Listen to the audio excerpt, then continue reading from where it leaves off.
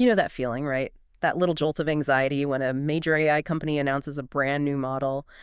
Suddenly, your go-to prompts feel, well, antique. It's like the ground just shifted under your feet and you're left scrambling to catch up. It's a real challenge, that constant refresh cycle. Yeah. Welcome to the Deep Dive, everyone. Today, we're absolutely slicing through that noise. We're kind of on a mission here to hand you a genuine advantage, a method to master any new AI model in roughly 10 minutes. We're going to unpack that common panic cycle we all feel, then reveal your hidden cheat sheets, walk through a step-by-step mastery method, and then, crucially, explore some really advanced strategies. Mhm. And what's fascinating here, if we, connect this to the bigger picture, is that this deep dive is truly about giving you a significant information advantage. We want to empower you, giving you the tools to quickly analyze and adapt to any new AI model, all using straightforward official documentation. It's about taking control, really. Okay, so let's unpack this panic cycle. I mean, it seems to trap so many people in the AI world, doesn't it? A new model drops, and then comes the immediate mass confusion. You see folks wasting hours in Discord servers asking the same basic questions, desperately trying to tweak old prompts that just don't hit the same anymore. It often ends with that painful realization, you probably just need to start over. It's a frustrating loop. It really is. This cycle, this kind of standard panic response, it absolutely keeps many individuals and even teams from moving forward. They fall behind. But here's the quiet truth. The answers, the real answers, are consistently found in official documents.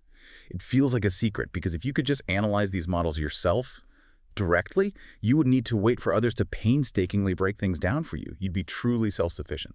So, what is it about this environment, this constant churn, that makes us default to that scramble? Why this widespread panic? Well, it's the natural human response to a flood of rapid, often unstructured information overload. We seek quick validation, social proof when faced with the unknown. Now, here's where it gets really interesting and honestly a bit liberating. The actual secret weapon, the key to unlocking this mastery, is something most people scroll right past.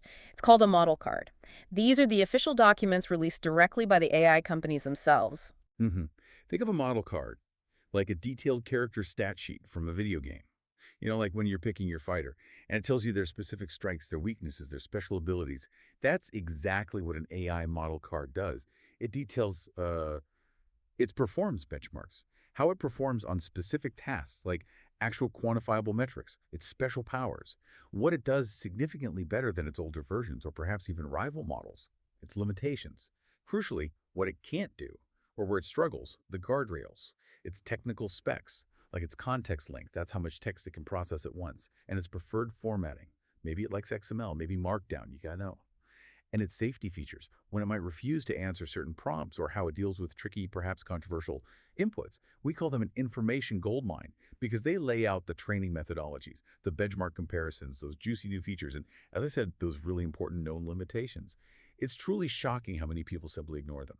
It is, isn't it? You'd think this would be the first place people look. So why do you think these cheat sheets, this primary source of truth, are so consistently overlooked in favor of forum chatter? I think it's a mix of information fatigue and, well, a preference for convenience. We're kind of wired to seek quick summaries, not dive into what can sometimes feel like dense technical documentation. All right, so with that understanding, let's get to the heart of it, the 10-minute mastery method. It's a surprisingly simple yet incredibly powerful process for essentially using one AI to analyze other AIs, cutting right through the noise. Yeah, it's kind of like getting a chess grandmaster to analyze another grandmaster's opening strategy for you, but, for AI models. Yeah. Exactly. So step one, gather your intel. We're talking about a quick reconnaissance mission, about 2 minutes tops. You'll find and download the official model cards for both your current AI model and the new one you're curious about.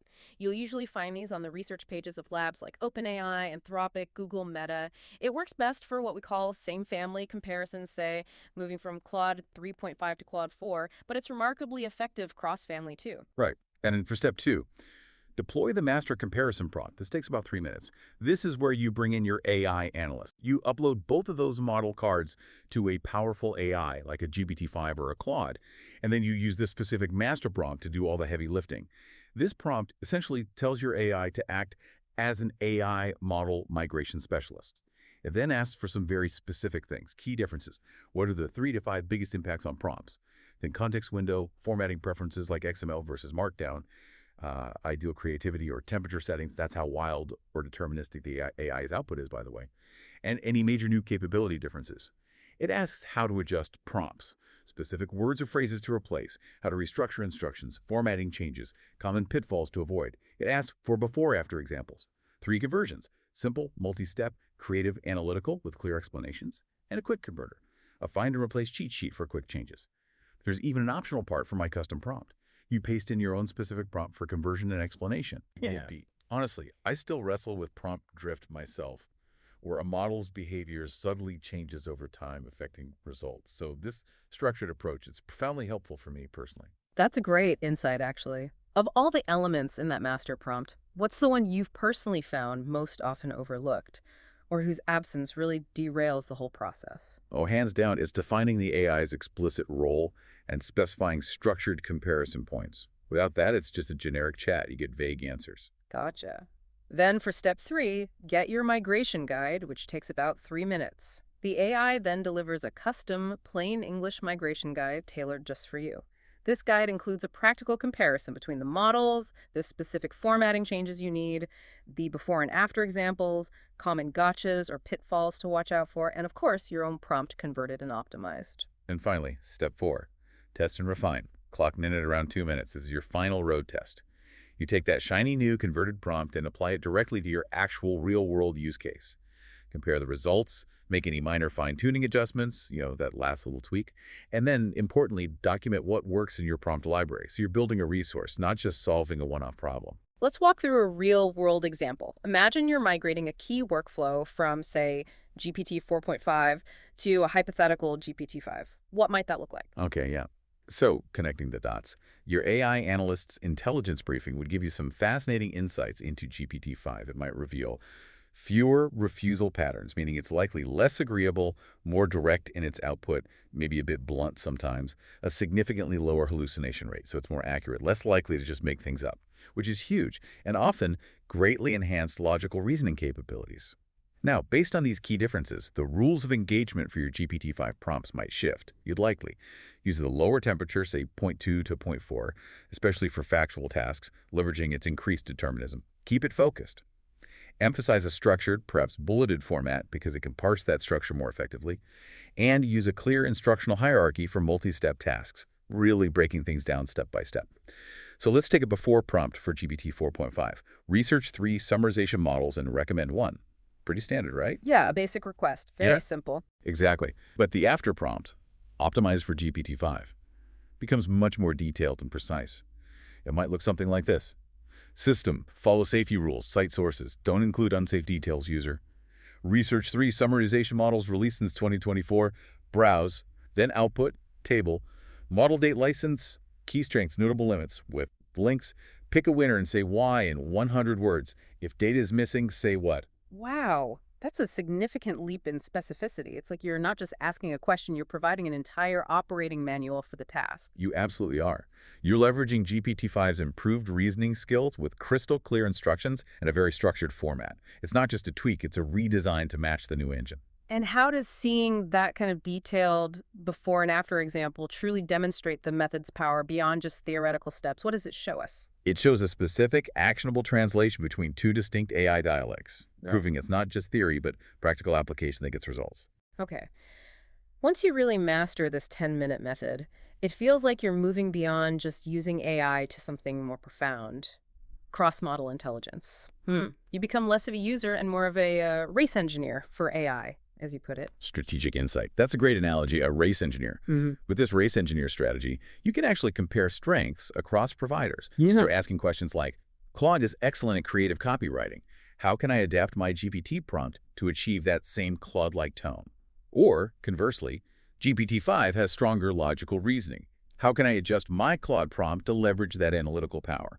This empowers you to choose the exact right engine for every single task. You're not just stuck with one tool. It's like having a garage full of specialized tools and knowing precisely which one to grab for which job. Precisely. And the ultimate goal, what we call the universal blueprint, is building model-agnostic workflows. You identify core prompting principles that work across all models, then use your AI-generated migration guides to create subtle, model-specific variations. This builds a truly flexible and robust prompt template library. Now, you mentioned something earlier about chat versus API that I think is a critical insight many might overlook, and frankly, it's caused me some headaches in the past. Can you elaborate on that? Why does it matter so much? Serious than a light laugh. Oh, it matters Immensely. And you're not alone. It's a common pitfall, a real source of frustration. This is a key insight many people miss. See, the web chat interface, like the ChatGPT or Claude websites you interact with it, has hidden system prompts. These are built-in instructions that make the AI friendlier, more conversational, and add safety guardrails. So it's not the raw model you're talking to. The direct API, that's the application programming interface, essentially how software talks to software, gives you the raw, unfiltered model behavior. It's the engine without all the fancy dashboard and safety bells and whistles. Ah, so a prompt that works beautifully in the chat interface might fall flat or behave very differently when you hit the API directly in your code. Exactly. A prompt that works in chat often needs to be much more detailed, much more explicit when you're interacting via the API because you're responsible for setting those foundational parameters yourself. Yeah. It's a crucial distinction for anyone building serious applications or workflows. Reflective. Whoa. Imagine scaling to 1 billion queries, knowing exactly which model to deploy for optimal results for specific tasks. That's a true race engineer skill. That level of optimization, it's huge. It absolutely is. And understanding that chat versus API difference for real-world application is paramount. It fundamentally explains why prompts behave differently in those polished web tools versus when you're talking directly to the model's code. It avoids a lot of frustration, trust me. Beyond that, what are some of the other common pitfalls, the minefields people need to navigate when trying to adapt to new models using this method? Great question. The minefield includes migration mistakes, like over-engineering prompts right away. Start minimal, test it, then iterate. Don't try to make it perfect from day one. Also, ignoring model-specific strengths. Don't use the exact same prompt for every model. They're different tools for different jobs. And obviously, skipping the testing phase. It sounds simple, but people get excited, they get the migration guide, and just deploy without checking. You have to test. Beat. And then there are format traps. Claude often prefers an XML-like structure for its instructions, while GPT often works better with Markdown. You need to know these nuances. You also always need to check token limits in the documentation. Tokens are basically pieces of words or characters that the model processes. If your prompt gets cut off because it exceeds the token limit, you're going to get garbage back or incomplete results, and you won't necessarily know why. It's a simple check, but vital. So this isn't just about tweaking words, it's about understanding the entire communication protocol, the preferences of each AI. Exactly. It's about becoming a true model whisperer, someone with an intuitive understanding of these different AI species, their quirks, their preferences.